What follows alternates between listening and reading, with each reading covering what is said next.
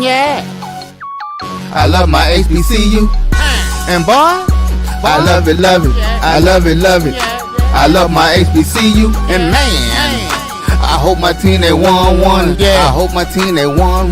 Yeah. Man, I hope my team they won. I hope my team they won. Yeah. I tune into the HBCU Sports Lab to see if my team won or lost. If they lost, I'm quiet as a mouse. But if they won, keep tab. I'ma do the dab, yeah. Dr. Cavil, he know what he be talking about. Mike and Charles, they know what they be talking about. They compress the analytic data with the hip hop. If you know them like I know them, they gon' tell you if your team, if they won or lost, and who the ball. So listen to Professor, yes sir, and pay attention, cause he gonna teach a lesson. This is Dr. Cavil with Inside the HBCU Sports Lab with Mike Washington, Charles Bishop. They're on assignment. Well, really, they're just with the family doing Christmas festivities, but I have none other than AD Drew that I'm able to coax and told him to get on so we can do a show, our regular show that we do Tuesday and Thursday. And so we're here on Christmas Day. So we hope that you first had a good Christmas. Hopefully you're having great holidays. As my son wanted to make sure I got this DAP in, so I showed it to him. Talking about HBCUs. So want to show a little love appropriately from that perspective. Speaking of Deuce, we are entering a new framework. Some of you may be aware that Deuce, my son, 11-year-old, follows me quite a bit. And oftentimes he gets to travel and see games and things of that nature. So him and Myles I didn't realize it, started their own show. And they did it on YouTube until YouTube realized that they were children, or youths as we like to call them, that they pulled the show. So this is a chance for us to, on Christmas Day, family atmosphere, and bring everybody together. Is Dr. Cavil's HBCU Sports Lab for Youth with Deuce and Myles will debut. We'll bring them in the second and third segment to talk a little bit about sports, HBCU sports, to see what their thoughts are on the football season in the past and basketball season coming up. With that being said, welcome to episode 761 of Inside the HBCU Sports Lab radio show and podcast, the show that's covering the sporting HBCU diaspora. All things HBCU sports for institutions large and small, from the NEIA to the NCAA. We share insights and information on the HBCU sports culture, HBCU athletic aesthetics, to facilitate the stories of HBCU athletic programs and the business of HBCU sports. In short, we like to call it HBCU sports pedagogy. I'm your host, Dr. Kenyatta Cavil, along with my co-host. Today is AD Drew, and later will be co-hosted by Deuce and Myles. As I said, they'll debut HBCU Sports Lab for Youth as they get going. Well, we're from our home studios, as you can tell. As we always like to say, and connected with the beautiful home of Texas Southern University from Houston, Texas. With that being said, let me bring on AD Drew. Drew, how are you doing today, and how is your Christmas? Doc, my Christmas is going fine. You know, this is probably only the second time today, maybe the third time today that I have been out my big chair. You know, I've got the lazy boy recliner.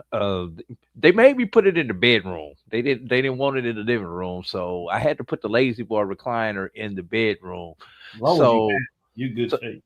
So outside of going and getting my plate, you know, that's about as far as I've been as my lazy boy recliner today until coming to do this show today, Dr. Cavil. So what more can a brother ask for, you know, especially considering what I do for a living, college athletics, college athletic administration.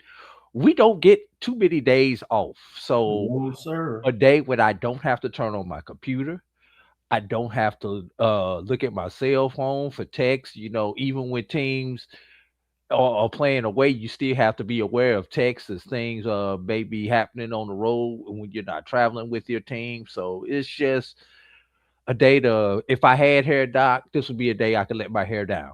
I like that. If you had hair. Speaking of hair, mine is doing its own thing.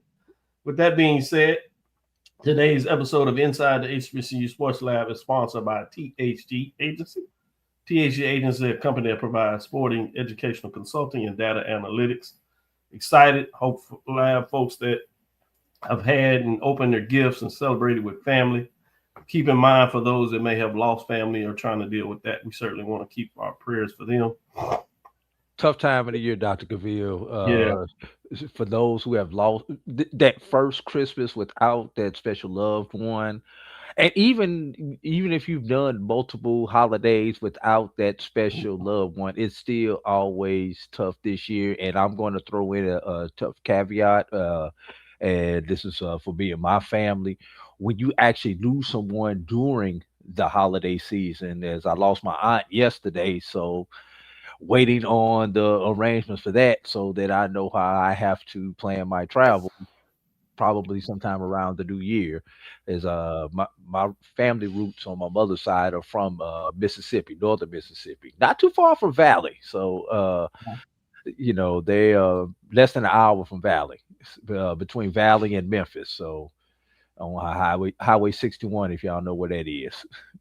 I appreciate you feeling comfortable enough to share that with us, and you're absolutely right in various ways. While a lot of us get to share that, we certainly want to keep prayers and say condolences to you and others that are dealing with similar situations. So make sure you take care of yourself as much as possible and love on those that you have around you, because you just never know. Yeah. When we talk about that, let's get into some HBCU news as we moving forward. What's hot on your plate in terms of this week? Obviously, usually a pretty slow week in terms of HBCU news, but some folks, you kind of teased on this a little bit from Tuesday, were able to get their coaching hires completed before they got into Christmas. Some folks are still on the vine looking for that. But outside of that, what's hitting you in terms of what's on your interest in terms of HBCU news of the week? And if my count is right, I believe there are still 7 openings out there in HBCU football. Yeah, I had a list of them, and I'll see if I can go back through the Wayback Machine and figure out what those. So I know where 2 of them at off the top of my head. I can tell you where 2 of them are.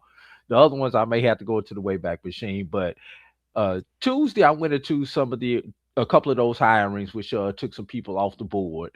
Let's talk about a contract renewal or a contract extension, Dr. Cavil, that I did not get into Tuesday. Deshaun Jackson, who was one of those hot names, not only mentioned in HBCU football, but in FCS and FBS football.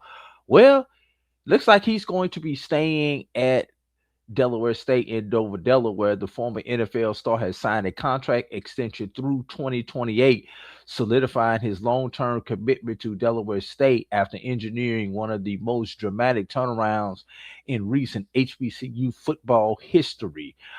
We all know the story of Delaware State prior to Jackson getting there. They had won 2 games in 2 years, and both of those games were against Division II opponents. That the article don't say that. I just know that from from history. But Delaware State did go 8-4 this year, 4-1 in BAC play, including losing the de facto championship game to the eventual HBCU national champions, South Carolina State. So great to see Coach Jackson has fell in love with the HBCU product. It's great to see Delaware State has fell in love with Coach Jackson. I only got one question, Dr. Cavil. Yeah. It says extension through 2028. What the hell was the original contract if the extension is only for a couple of more years?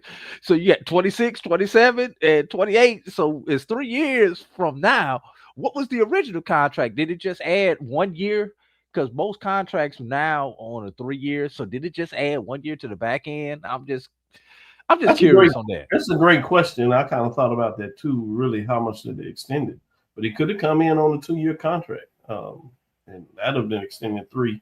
But even if it was 3, you're talking about extending it for 2 years, essentially. So it's fascinating when you kind of add that component of it. His name was out there, some, according to some, top 3 in terms of their list, obviously. And then you heard some talk about Sacramento State, where he would be going back essentially to California, but both himself and Delaware State found a way to make it work, extended him, and let everybody know that he's extremely happy in terms of what he was able to do. And credit to him in terms of that. Certainly one of the biggest news stories of the year in terms of what he was able to do on the football side. I want to go back to your alma mater, one of your alma maters in terms of FAMU, Pam Oliver, quintessential fixture with the NFL, earns Broadcasting Hall of Fame recognition from HBCU Sports is where this comes from. Pam Oliver has been a fixture on NFL sidelines for many years.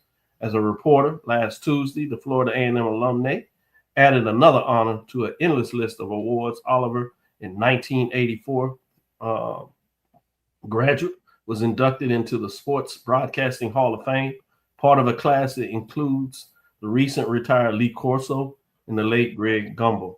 She is recognized as the longest tenured NFL sideline reporter, covering over 500 games during her 30-year career at Fox Sports. Amazing. Quote, with widespread respect and admiration across the industry, her straightforward and candid interviewing style consistently delivers topical and substantive reports, end quote, the Sports Broadcasting Hall of Fame said in a statement announcing her induction.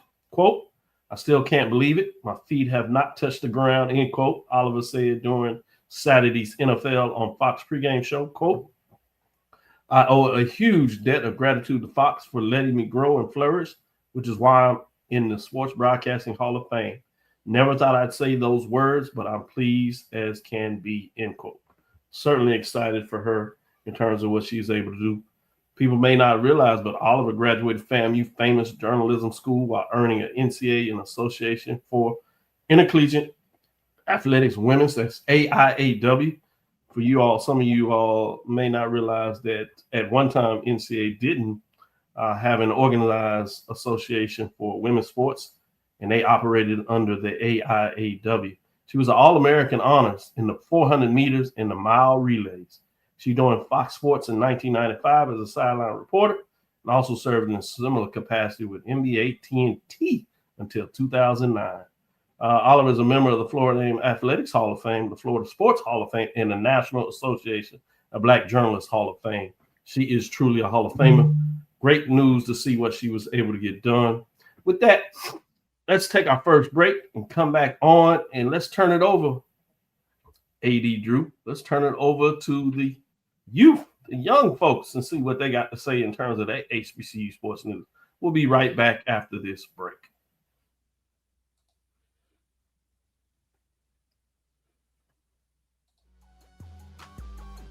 This is the Dean of the College of HBCU Sports, Kenyatta Cavil of Dr. Cavil's Inside the HBCU Sports Lab with Mike Washington and Charles Bishop.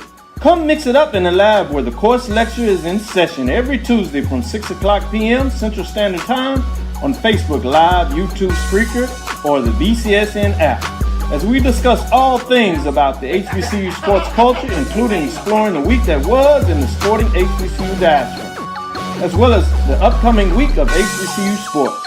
With me, the Dean, the College of HBCU Sports, on Dr. Cavil's Inside the HBCU Sports Lab with Mike Washington and Charles Bishop. Course lecture dismissed. Looking for the ultimate cultural experience of 2026? The Zora Outdoor Festival of the Arts is where you need to be. From January 30th to February 1st, Eatonville, Florida will come alive with incredible live performances. Immerse yourself in interactive art. Shop from over 80 vendors. Take a journey through history with a new virtual tour app. And enjoy family-friendly STEM activities. Plus, don't miss the unforgettable R&B tribute to the legends. This is more than a festival.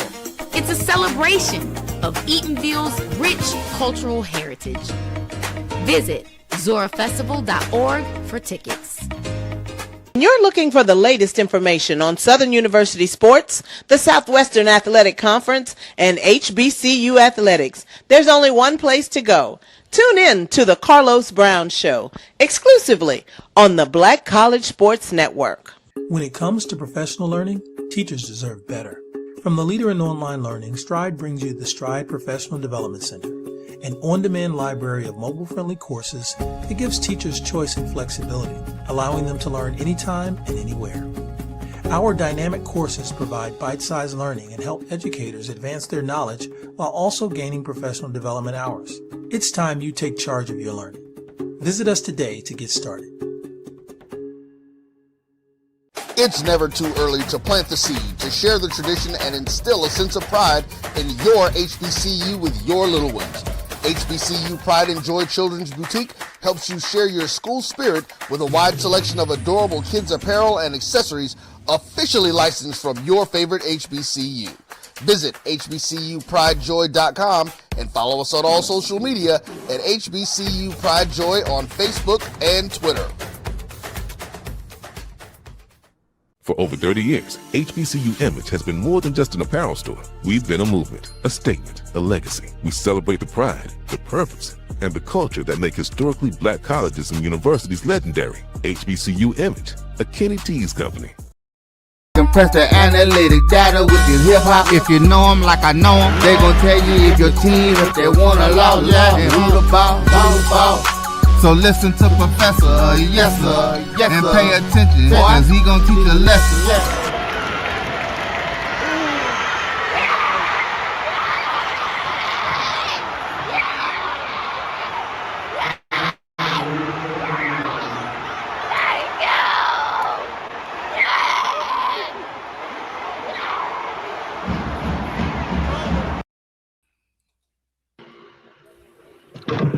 I had to baptize by fire, Doctor. Yeah, exactly. This is Dr. Cavil inside the HBCU Sports Lab. Usually with Mike and Charles, we have AD Drew, who's a regular member of the team. But you all see that we have the youth involved in this show. This is Deuce, my son, Myles, Ryan McGinty's son. They're going to talk a little bit of sports to you all. I'm going to start with you, Myles. Before you go on, Deuce and Myles, can you guys tilt your cameras down just a hair because you click off your cheek? There you go. You too, Myles. There we go. Well, too far. A little bit too far now, Myles. Go back up just a hair. We can live with that. All right, go ahead, Doc. I'm sorry. Yeah, no problem. Good job in terms of getting them straight. As we have these young individuals in here, going to show out a little bit. Myles, you saw Deuce there. You know, you're supposed to be calm when you're doing the media side. I'm going to hand out the trophy for the team that wins, and I caught that on tape. What were your thoughts when you seen Deuce and his excitement with that win? I mean, it was just I've never seen him so hyped up like that. Because yesterday he just told me it's up for every game. I don't see that in him. Good stuff. I'm excited for you all. I want to know how you all kind of got started in this. You know, I was doing this, and one time I looked up and I was like, what are they doing? And then I realized y'all had a show. I'm gonna start with you, Deuce, and then Myles, I want your perspective. Well, I like to talk about HBCUs, and doing the story and doing it on YouTube, it's easier to talk to more people about it and show people what HBCU Spirit's about. Good stuff. Myles, your thoughts on that? Honestly, it was just something that I wanted to do because it was just something that just kind of felt natural to me. Yeah, I remember the first time I saw you and you were like, we call him Charles Bishop on the show. Deuce often calls him Uncle Alpha. Charles, you call him Mr. Bishop. But you all told him during one of the basketball games, after the women's game, before the men's game, you was like, all right, come in here. I need you to walk in this way. I need you to sit down. And y'all interviewed him on the spot to talk a little bit of basketball. And Stephon was in there listening, and a couple of people were able to come in and saw it, and they were truly amazed just how serious you all were and how much facts that you all brought to the table. Myles, what were your thoughts when you were going through that? How did you figure out the questions you were going to ask? I mean, I had kind of done it before because I helped my dad with baseball, so it wasn't that hard. So I just kind of knew what to do because I've been to press conferences before, so I just had to do my own. Good, smart, makes sense to me. Deuce, what were you thinking about as you were forming your questions and getting prepared for that? How do you not get nervous? Just have to be ready and know what you're going to do and make sure everything is on point. That's very true. Drew, I'm gonna let you get in here and ask the young individual journalists and podcasters, if you would, their thoughts on this new media. All right, since this is a family show, I'm gonna bring the family component into this.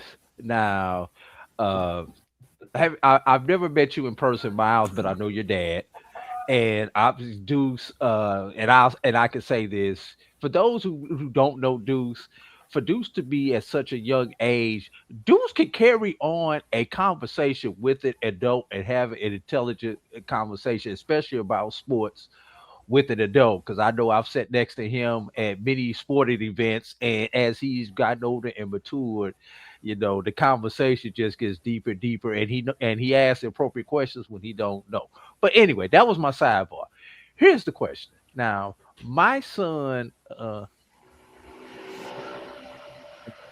grew up basically around different sport, high school sport, youth sport, and everything.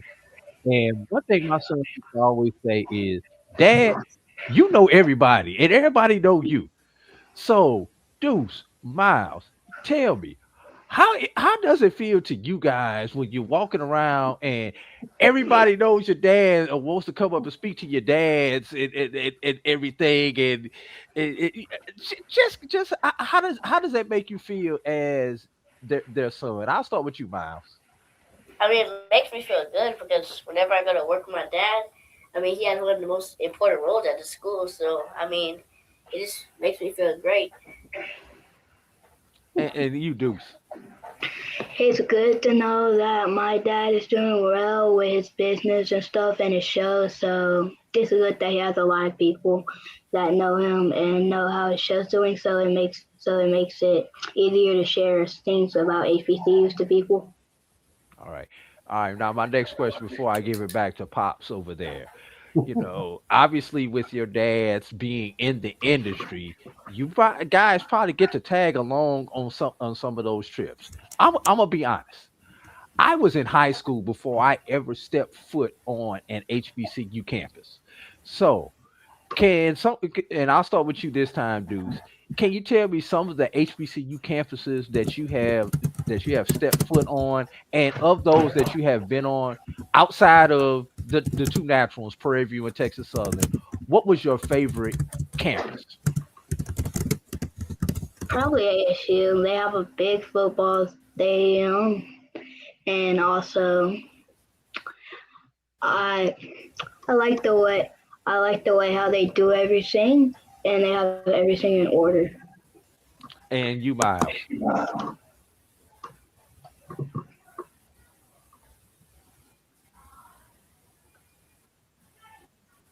You there, Miles? Did you freeze up? Can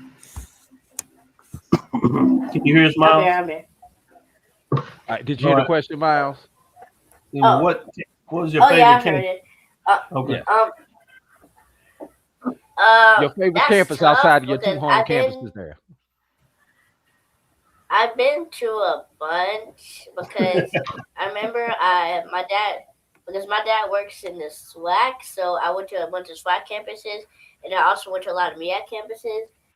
Probably my best one that I've been to, best campus, I'll probably say Howard. Nice. What did you like about Howard? Just how large it is, and also since it's in Washington D.C., I got to go see a lot of stuff, and it's just so much to see in that area. That's a good point. Yeah, it is the capital. They call it the Mecca. Let's get into some talk. Let's talk about some football. You all, starting with you, Deuce. What was some of the players, or one of the players that stood out to you during this football season? Cam Peterson. I like the way he throws because he's quick with it. He knows what he's doing and he pays attention. What was your favorite player, Myles? Who excited you the most this season? I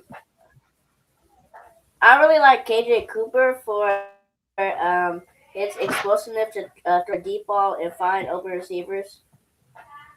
Yeah, he was nice with the deep ball. Y'all have some stats on him? Anything stood out to you in terms of his stats? Go ahead, Deuce. I do actually. KJ Cooper had 1,611 yards with 13 passing touchdowns and only 6 interceptions, and he completed over 68% of his passes. 292 rushing yards and 4 rushing touchdowns. For Cam Peters, his stats are 279 passing yards, 21 passing touchdowns. He has 7 interceptions, 184 completions, 63.7% completion, 500 rushing yards, and he has 5 rushing touchdowns. Doc, I don't know if this is a product of the times that they can pull up that information so fast, or I don't know if it's that, or I'm just more amazed at the fact that they know where to pull up that information, because you know how we were when we had to figure out how to pull up. Man, it was a whole different day. It's a whole different day. So, Myles, what game stood out to you in football this season? What was the biggest game and why did it stand out the most to you?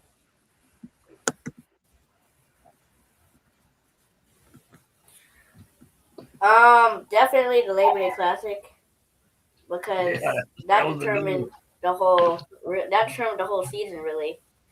Yeah.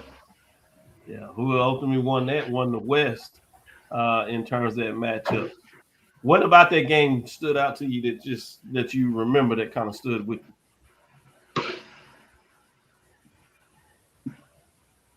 The Celebration Bowl this year. Yeah, that was exciting. We went to quadruple overtimes. Yeah, it did. Deuce, what was your most exciting game this year? The ASU versus Prairie. It was the game that determined where the division would be placed and who would play. It would either be on the West or the East. ASU won, but I think Prairie View put up a fight, but we could have done better. Yeah, good stuff. What do you think about the championship game, Deuce? The SWAC championship game, I should say. Good. Prairie View was able to do what they needed to do to get a win. We probably could have played a little bit stronger, but yeah. What were your thoughts, Myles, as you was watching the SWAC championship game? What stood out to you in that matchup? Honestly, it was interesting because everyone expected Jackson State to win, but honestly, I didn't, because you realize, I don't think a lot of people noticed, but in that game against Grambling, he was injured, so they were rolling with a backup QB for the whole rest of the season, and so that's why I thought Prairie View had it. And at first, Jackson State had control, but Prairie View came back, and they ultimately got that game. Yeah, good breakdown. Nice breakdown, gentlemen. Well, let's take our next break. If y'all stay with us, we want to do another segment. We're going to transition into basketball and see what your thoughts are with this upcoming season. Which direction y'all are leaning? Who do you think we should watch out for? We'll be right back after this break with Dr. Will's HBCU Sports Lab for youth with Deuce and Myles. We'll be right back after this break.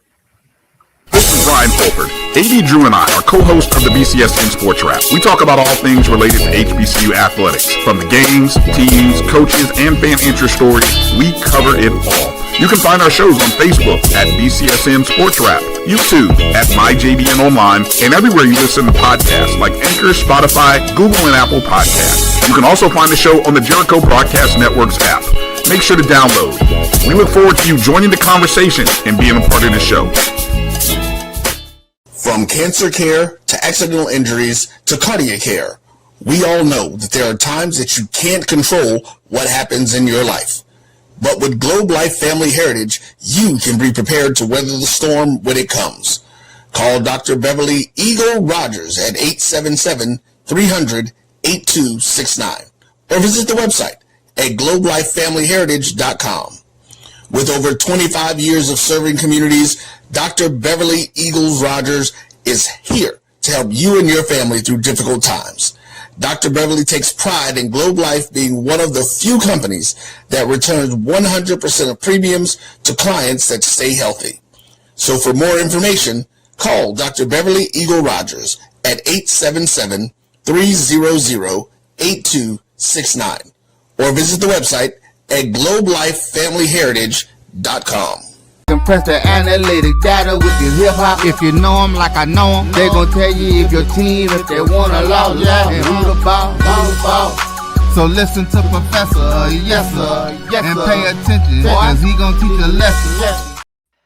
This is Dr. Cavil with HBCU Sports Lab for youth with Deuce and Myles. With that being said, let's get back into it. Let's talk a little basketball, HBCU sports basketball to be exempt for the upcoming season. And I'm going to let Drew come back in here with some questions themselves. Deuce, what are some of the teams that you want to look at? Let's start with the women's side. Who on the women's side do you think you should keep your eyes on and why?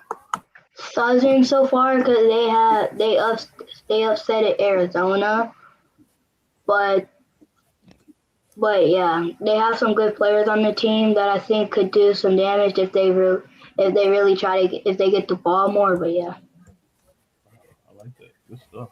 So Myles, from your perspective, still on the women's side, who some teams that you say we should keep your eyes on? Probably Southern as well, but any other team that you should keep your eyes on? Honestly, I think even with a lot of players leaving, I think TSU could actually have a really good shot after their really good run last year. I think they might have another shot. But even though some of their players left, I think they still got some other good players from the transfer portal. Good stuff. Transfer portal. What's your thoughts on the transfer portal, Myles? You good or bad thing? You like Honestly, I like it because it made the sport more interesting, but it also the downside because other people just kind of want to just transfer for fun, and there's just no reason to do it. Yeah, that's excellent point. Deuce, you want to chime in on the transfer portal? You got any thoughts on that? yeah, it's the side that you're on. If you're on player side and your team's not doing so good, it's good for you. But if you're on the opposite side and you need that player to stay because he's the only thing that you need, to transfer portal's not so good. So it's a mixed matchup for either side. That's an excellent point. If you win it, but the young folks, you were like, good thing. It's your team. You were like, no. So let's get into here. Before we ask for the men, I'm going to let AG come in here and ask some questions. These young folks are giving me the business. Doc, you know what I have realized? What's that? We spend too much time over analyzing this stuff. They make this sound so simple, but it's they actually make good points, and it's just so simple. Lord Jesus, I got to work on my long-winded answers, and I know I'm probably the worst of it. Thank you to young people for inspiring me to chop out the words out of my answer. All right, so I want to get back to you guys because Doc is asking all of the appropriate sports questions. That's what he do. I want to get on the personal side. Obviously, you two are growing up around sports in general. What are your favorite sports to play? First of all, which sports do you play, and of those, which ones is your favorite? We'll start with you, Deuce. I think I know the answer to yours. I play basketball and baseball. My favorite sport is baseball because it's easy and I like to hit stuff with the bat. Go ahead, Myles.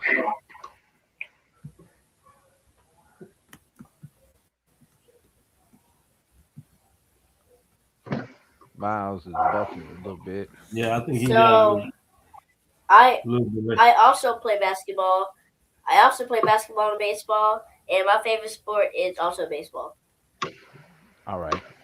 Yeah, they had a chance to be on the team last year. A little gap happened. This year, they might be on the same team. That will be fascinating. But they coach each other. Deuce is in the 6th grade. They go to the same school. Miles is in the 5th grade. And it's amazing when they talk and sharing notes, and he's giving some pointers on some teachers and asking his thoughts on this teacher. And I'm just like, these are young folk talk. We did that in college, man. Don't take that, professor. Don't take. Oh, that's an easy A right there. Don't take that one though. All right, here we go, fellas. If I could make you guys commissioner for a day, what would you change about our beloved Southwestern Athletic Conference? Miles, you go first. Commissioner for a day.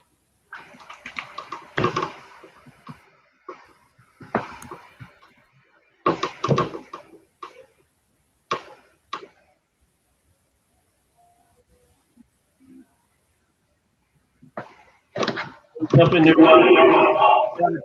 Deuce. Deuce, go ahead. I would probably give some smaller teams that are not doing so well a bigger budget so they can get better players for their team so they can have a better chance of making it to the flag championship, and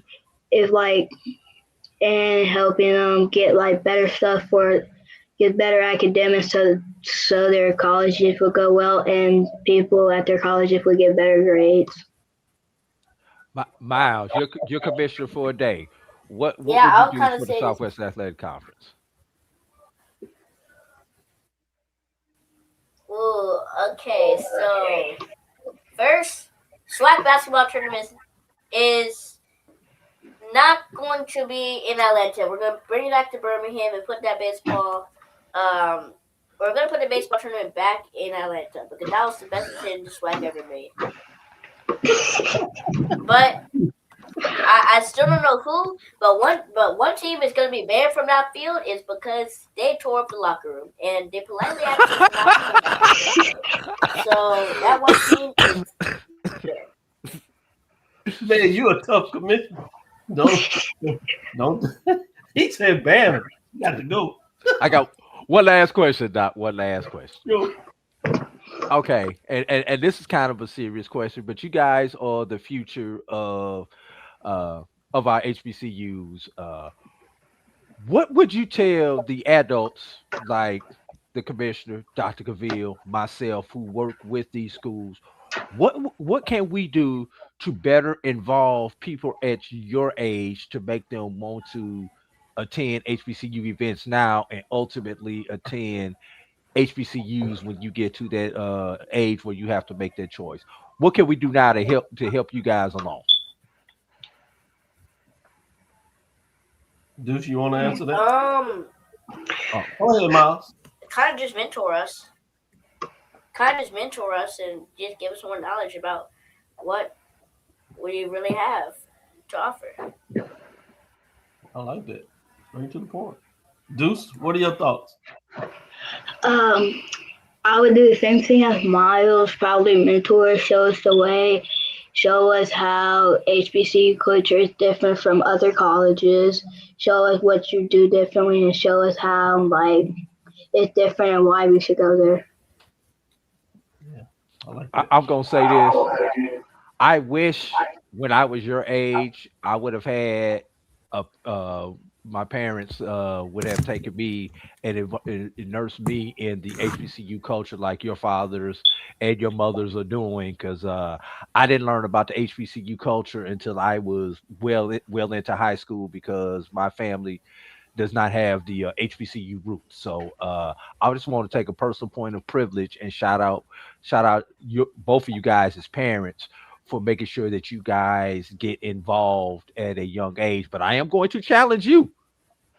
I need you guys to get your classmates involved. If we're going to mentor you, you have to pass it forward and mentor your classmates so that they want to get involved also. Go ahead, Great Dr. points. Cavil. Great points. So, Miles, I'm going to end it on this so y'all get back to it. Men's basketball.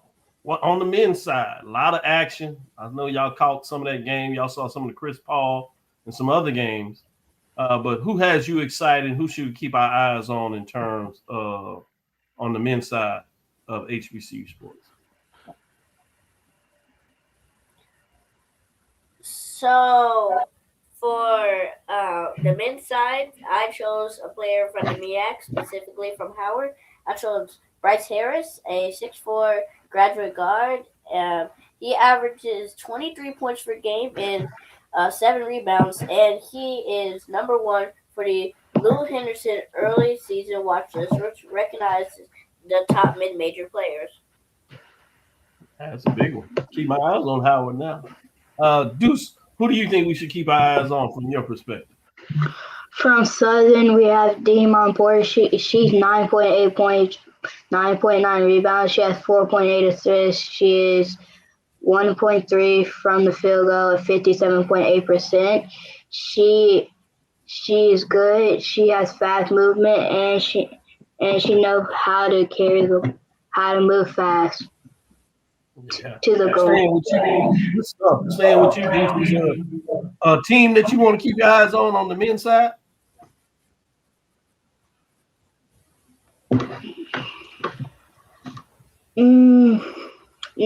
Not really. I need to see a couple more games before I can pick that out. Yeah, that's a good point. It's been early. It's kind of hard non-conference play. Sounds good. Any other team in the MEAC, Miles, that you said we should keep our eyes on? You got one on the MEAC side. What about the SWAC?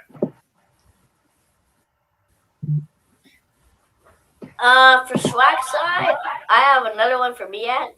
But this is for MEAC a long shot, but no one really talks about them. But honestly, they had a solid basketball program for the past few years. University of Maryland Eastern Shore. They've actually had a consistent basketball program, but no one's really been talking about them. But the main team everyone's been worried about is Norfolk State. They're the big main team. I think they got the championship. I think they might probably gonna win that again. And for the SWAC, the SWAC men's changes every year, so I can't really get one answer because it's a lot of it depends on how the strength of schedule. But honestly, I think I probably would give it to Grambling, Jackson State, or Texas Southern. Good stuff. I'm gonna tell you, watch out for Alabama A&M, Alabama State. I think they're pretty hot, but I like where you're going in terms of those names. I will keep my eyes on that. AD Drew, you had a final one that you want to. This comes from the people online, from the viewers, some of our YouTube viewers, and No Joe wants to know, what do you guys have for your early predictions in the SWAC? And I'm going to assume let's take it over to football. Way too early predictions for next year for football in the SWAC. Alabama State. That was easy. They had a good football team. Myles. It's Alabama State, you know that. They had a good football team. They've been destroying. Give me Bethune-Cookman. Quarterback out, Myles, and they still were winning. They had their quarterback out, and they still were winning. Imagine what they have when their quarterback comes back strong. I'm going to show you my team right here. I'm going to show you my team right here. I'm going to show you my team. It's TSU. I know it.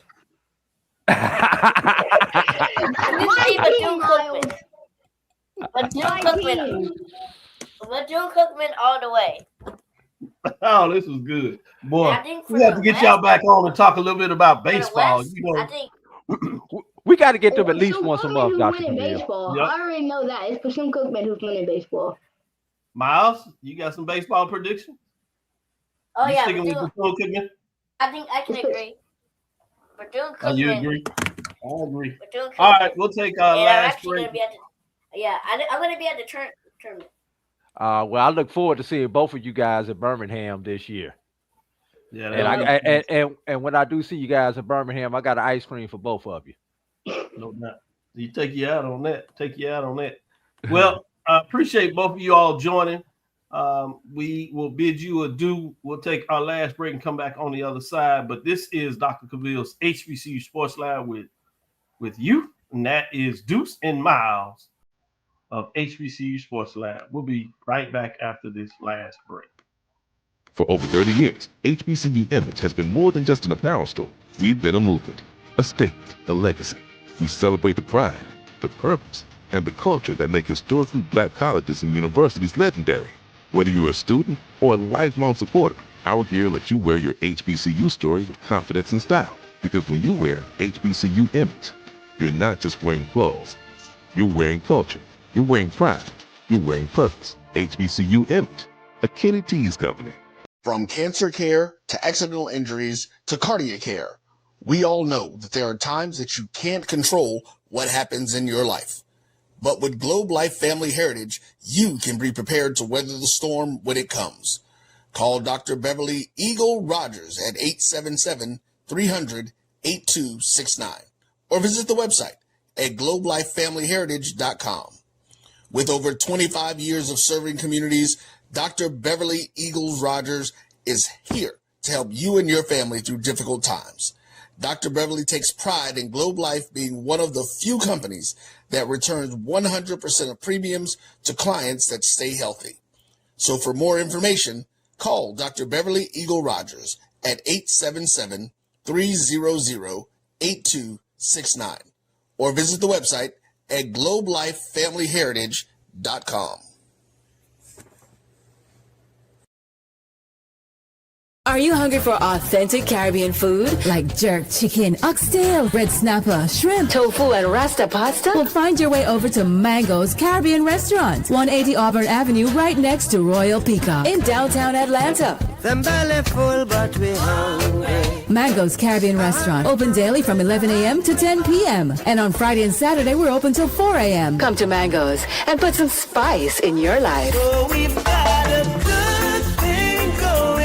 Mango's Caribbean Restaurant, 180 Auburn Avenue, right next to Royal Peacock in downtown Atlanta. For more info or directions, call 404-698-3992 or log on to mangoscaribbeanrestaurant.com. For instant coupons, text MANGOS to 313131. Tell your mama hungry, papa hungry, brother hungry. Mango's Caribbean Restaurant, authentic Caribbean cuisines. Open up the door, tell them mama hungry. Compress the analytic data with your hip hop. If you know them like I know them, they gon' tell you if your team, if they wanna lose, and who the ball. So listen to Professor, yes sir, and pay attention, cause he gon' teach a lesson. This is Dr. Cavil with Inside the HBCU Sports Lab with Mike Watson, Charles Bishop, and AD Drew. You just heard a full 30-minute segment with Dr. Cavil's HBCU Sports Lab for the youth with Deuce and Myles. I know you had some thoughts that you wanted to share before we got back into some HBCU sports talk ourselves. Go ahead. You have the floor, Drew. Well, I just want to say this, Dr. Cavil. I saw that look in your eye. I saw that proud dad look during that segment. And I don't know if this was your idea to Deuce or Deuce's idea to you, but I saw that proud dad look and was like, yeah, my boy did it. My boy did that. So I just want to commend you, Dr. Cavil, on just inspiring them and giving them the opportunity, because there's nothing more than when your child wants to do something and you help them do it, and then they actually achieve that goal. There's not a greater feeling as a dad, and you know that very, very well. No doubt about it. Yeah, certainly very proud. You saw it. I couldn't hide it, I guess. Shout out to HBCU Sports Network. Says it's a great show. No Joe also talked about like what he was hearing, what he saw. We will try to move this forward at least once a month. Obviously, scheduling with them sometimes is challenged because they have their own sports and focus on school. But we'll see what we can do, particularly with the demand. We were hoping it was there, and some great comments. I know some other folks share spaces with their children on those, but we wanted to try to give them their own space to introduce them. As I said, actually started this by themselves, Drew, as you talked about and asked the question. I was moving around and my wife Faith was in there, and you have that parent feeling. You just hear something. She's like, "What is he doing?" So, I go to do intervention mode for. Let me get you before. Let me figure this out before your mama figure out what's going on. Because I will be the nice parent today. I kind of peeked in there, and I quickly realized what they were doing, and so I kind of let them be, and went and told Faith, and she's like, "Okay," and she smiled a little bit and kept it going. So we talked about afterwards. So they actually did this. They started their own show network. And as I said, they actually were able to bring it over to the school in the middle of the game. They were sitting in Stefan's office, and they interviewed. And I was really amazed because I didn't realize how much they were picking up on and what they knew, and the fact that they had the interest. Unfortunately, as I said, YouTube has a governing policy that you have to be 18 and above. So they couldn't do it from that perspective. So they actually got shut down. So the next option, talking with Ryan that we have now, who actually is a founding member of this show. I like to recognize him every time he's on here. He started the show as actually Mike, Ryan, and myself. And then as Ryan got updated with his career, got too big for the show, had to leave and go to the MEAC at the commissioner's level, assistant commissioner. Charles, fortunately, came in, and we've been trying to do it ever since. And then we partnered with BCSN, which really took us to another level. But yeah, as I finish up on that, really excited in terms of what they do. Shout out for all those that supported them and asked for more. Again, we'll see what we can do. I really appreciate the listeners in terms of providing support. That's everything, just in general, for whether they're college students. A lot of us support our HBCUs, alumni. Certainly when you're talking about high school, junior high, and elementary, what we pour back in our youth goes a long way in terms of their ability to be successful. So once you find something they like to do, you kind of support it. But you talked about the pride I had. I'm sure Ryan was able to sneak in there and see some of that. What type of pride do you have in terms of seeing Myles do his thing? Well, you hear me? Yeah, I hear you. You fine. Okay, good. Yeah, just check it out. But the pride is knowing, because going, we had them accompanying us to these events over the years, and you always want to know, what did they retain from these events, or we just bring them on because mama said you need to have the boys come with you, or are they going with you and actually retaining something? Because a lot of times at the beginning, y'all do remember, Dr. Cavil can attest, they'll come to a baseball game, by the bottom of the first inning, they're gone throwing the ball or playing at the park. So they didn't see none of the game. So obviously, I guess the joy I get is kind of like my dad saw it for me, is that they're actually retaining and asking questions. I just ask them. Sometimes he will ask me a lot of questions, my son, and I'm like, the difference is between now and what I didn't have. You can just Google it and type it in, and the resources are there. Then when we was coming up, if the newspaper didn't have it or you didn't know somebody, we just had to get the answer through osmosis sometimes. So I think that's the biggest thing. My joy, just knowing that they acknowledge what you're doing, they're growing in it. I just want them to take it to the next level, because y'all get access to resources for this generation is way more than what we have, obviously. In some case, it's probably a little too easy for them. I think, with us, we had to hustle. But, I'm trying to make sure I just want them to learn that you got access to everything at your fingertips, and take full advantage of it, but be better than us. You know what I mean? And, we're trying to make the road better for the next generation, just like our parents did before us. So I'm just glad, like you said, that they both are collaborating together, and they go back and forth all the time. So at least I know they're communicating when they, in their free time not in vain, so they're not playing around them video games 24/9, not 24/7, 24/9. So I appreciate the opportunity you've given them, because they've tried to get out here for quite some time. But this it never happens, but it happened today. man, you shut down the man in the middle of our Christmas dinner. But hey, you gotta go when opportunity calls. Y'all know that. I'm glad he answered. And Yeah. please beg for forgiveness for the wife. And I I appreciate her know, and participating. no problem. One less mouth we have to worry about. Exactly. Ain't no microwave. Before we get back into some sports talk ourselves and get Ryan's thoughts on this, because he also has some good framework. I want to give a shout out to all those in athletics and all those in the Department of Health, Kinesiology, and Sports Studies, as well as the college education that really take care of Deuce as if it's family. We like to say family, but when people do that and show you that, it's a difference. That's including folks like Dr. Kevin Granger in terms of his leadership, in terms of what he was able to do with the time. I wanted to give him a special shout out because I used to remember when Deuce would stand beside him when he had the game, as if he was the little AD. So that was just fascinating to me. He mimicking him moves. And then beyond that, when you go to different places, Dr. Jason Cavil really gave him some gear, had him all excited in terms of that. And I had to be careful because, I'd be thinking some of these folks be trying to recruit him earlier, get him to his schools and stuff like that. And with Faith being an Alabama A&M Bulldog, I was like, I don't know how well that's going to go on back at home. But it seemed to work out. All is good. Shout out to Dr. Jason Cavil, but a lot of them in terms of that have done that, whether it's Ashley Robinson, in terms of how they treated him. We went to the Bayou Classic.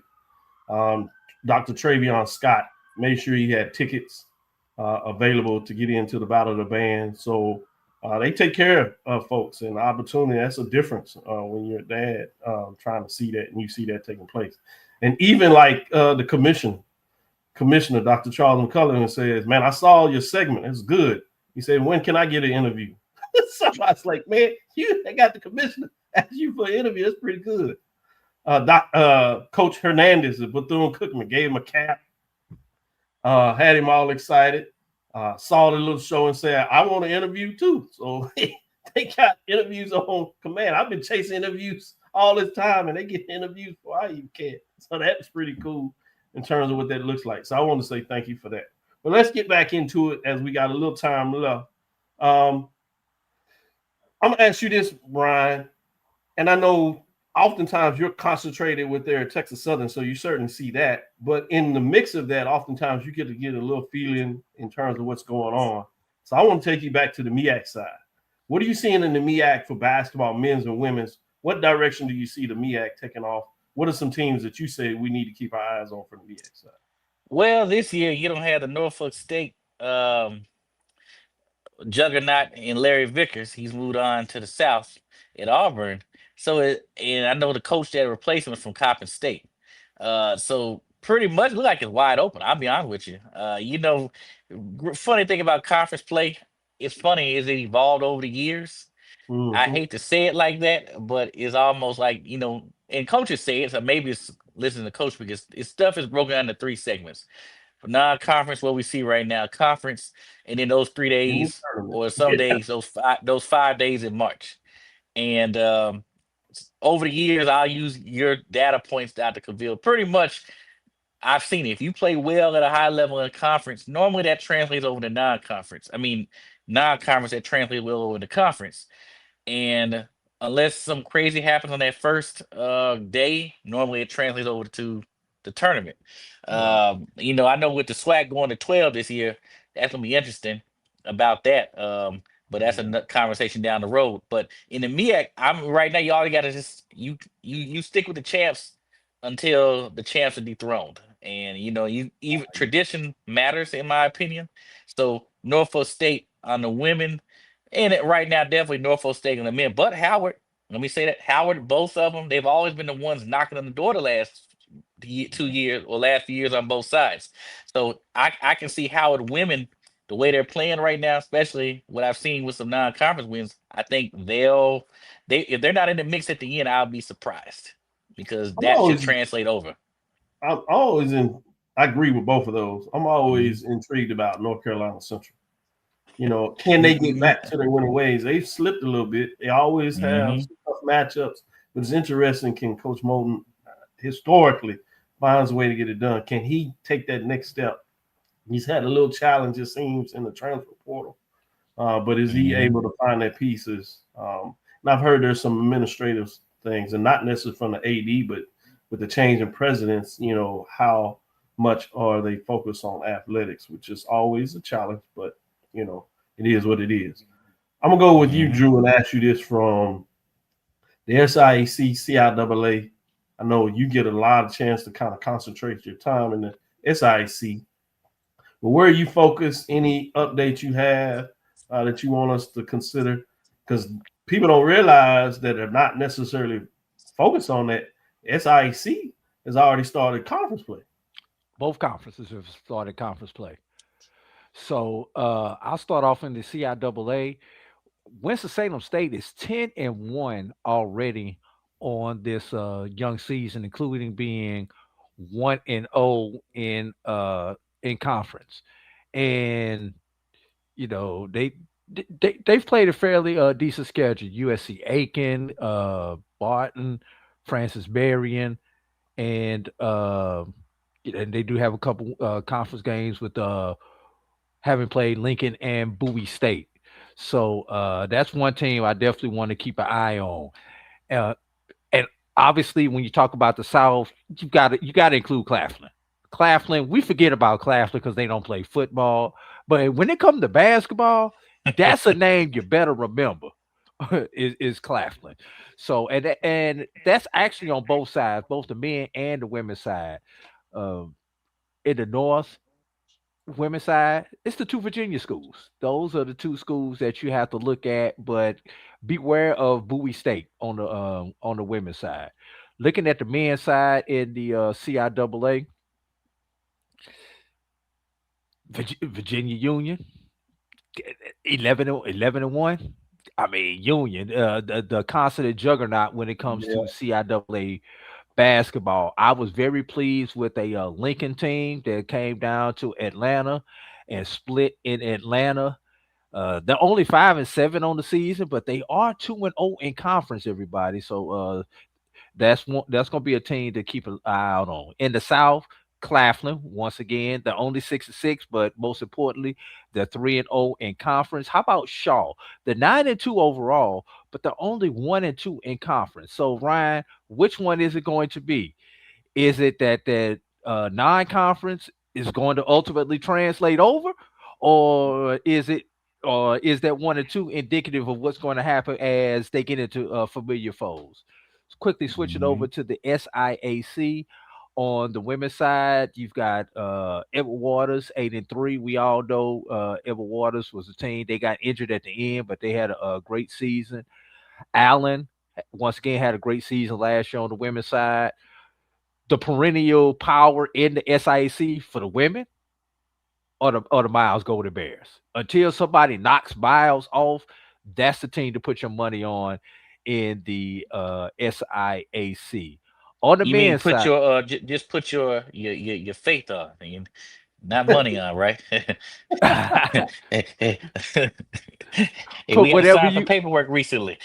put whatever you want to put on it, but that's the team to watch. We'll just say that's the team that has to be knocked off their throne. Appreciate you there, Ryan. Yeah, thanks for that correction, my brother. Right. On the men's side, we'll stay out west. Look, I wish I could be in house when Miles and Tuskegee play, because those are clearly going to be the top two teams in the West. Miles 8-1, Tuskegee 7-3 currently. Both are 6-1 in conference. On the East side, it could be one of 5 teams that could come out the East: Clark, Atlanta, Albany State, Savannah State, Morehouse, Benedict. It's gonna be put them in the bag, shake them up, and whichever one of those teams can stay healthy and keep their players eligible is going to be the one that's going to come out. That's something that we need to watch. Pay attention to January, everybody. I don't know about on the FCS or on the Division I level, but on the Division II level, let's see these mid-season transfers, these mid-season people becoming eligible right at conference time. And then on the flip side, let's see if we have any casualties of war in January also, because they good until the first day of classes, and then when first day of classes go. Good points. Let me give a shout out to Get Up Spencer, representing the Pirates out of Seattle. Much love. Obviously, got Chuck Hunt always serves us and gets in and shows us some love as well. With that being said, I'm gonna let both of you out on this. Ryan, I want to get your perspective on this final piece. I noticed last year SWAC was able to hold their own against the MEAC last couple of years, but I think still a lot of the power seemed to be in the MEAC in terms of what they were able to do. Basketball seems to be shifting a little bit this year. The SWAC has gotten the best of the MEAC, obviously early. Everybody doesn't play everybody, so that's just a small sample size. But you having spent some time in the MEAC and really got to follow it, particularly with basketball, and coming from the SWAC and now back in the SWAC, do you see the gap closing? Give me a shout out also to PV versus everybody showing us some love in terms of great work he does over there at PV. The gap you can like you said, the data points. I love using that now. I mean, you can tell. I mean, I will say this: when I first got in MEAC, people laugh, but I noticed there was a difference. Just in one time, was a lot of it was just the body types, and then you kind of notice basketball centric area. You look at some of the teams, like, man, this is the worst team. I say they look kind of good to be the worst team in the conference, But then and then you kind of know they kind of embrace a transfer route, or that time, remember you had to sit out a year or whatever, especially Moulton, and then you saw it happen in Norfolk and other places. They embraced it more, and you would see those one and done, those transfer sit outs play at a high level, and then would start leaving early. But I think the MEAC was a little heavy. I think once the portal became the norm, and then I will say this: modern day SWAC, when you saw it firsthand when Tony Harvey was at Texas Southern, he kind of brought that same philosophy over to the SWAC. Transfer sit outs in high level transfers, or whatever they did, they start taking risks. And I'll say risk meaning, if they did something somewhere else, we gave them a second chance without hesitation, and then it worked. Then you saw it transfer over to Mike Davis, and Johnny Jones used it. Now that's a formula across the SWAC, and I see that's why the gap is narrowed. I think when it's kind of saw back, then you got some more basketball minded ADs now. We can go round. At one time, he used to be a football AD. Alabama State, Jason Cable, former basketball player. Jackson, Ashley Robinson, former basketball player. Texas Southern, prior to Kevin Granger, former basketball player. Travion Scott, a former basketball player. I'm at 5, right? And we got 12 in the SWAC. Did you get Southern? And then I didn't even get to Southern. We had Roman Banks, a former basketball player and coach. I'm at 6, and we at half. Bethune-Cookman, Reggie Theus, what was he? He a current basketball coach. Okay, that's 7. And former basketball player. Look, I'm Fam new AD is a former football player. Basketball player. Oh, he played at Florida State. He was a basketball player. Yeah, he played both at Florida State. No, I mean the new AD they brought in. Oh, the AD. Fam. Yeah, and then Pine Bluff, he was a football guy. Prairie View football guy. And Valley, she comes back, Dale State Shields. And so she best of both worlds. She was a track athlete, but she's been around and she saw Dale State perform at a good level. So I think obviously just the leadership shift in the SWAC has just naturally has narrowed the gap, because now you got basketball minded ADs. They still they understand where they bread is buttered in a lot of cases, but they brought that aggressive mentality over, and that's why I think the gap is closed. Good stuff. Well, that'll do it for us, the show on Christmas. Hope everybody's enjoying their family. Thank you for tuning us in. Let me thank these two gentlemen for joining me, as well as Myles and Deuce, with the inaugural show of Dr. Cavill's HBCU Sports Lab for youth with Deuce and Myles. We told them we'll try to do it maybe once a month to keep them updated. People seem to enjoy it and like it, so we can see if we can fit in their schedule. So I got another assignment for you, Miles. Ryan. I guess I'm always doing that. He's like, yeah, thanks. And we need now. Look, they need all the homework they can get. I'm fine with it. That's right. That's right. We appreciate it. Oh, no problem. Thank you for listening inside the HBCU Sports Lab. Make sure you share our podcast with your friends and colleagues.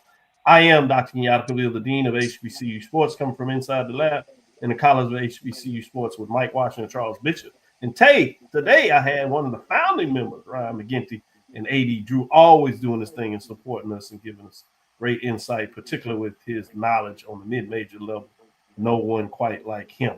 Again, we want to thank you for listening to Dr. Bill's Inside the HBCU Sports Lab with Mike Washington, Charles Bishop, every Tuesday and Thursday, even on Christmas. Can you believe it?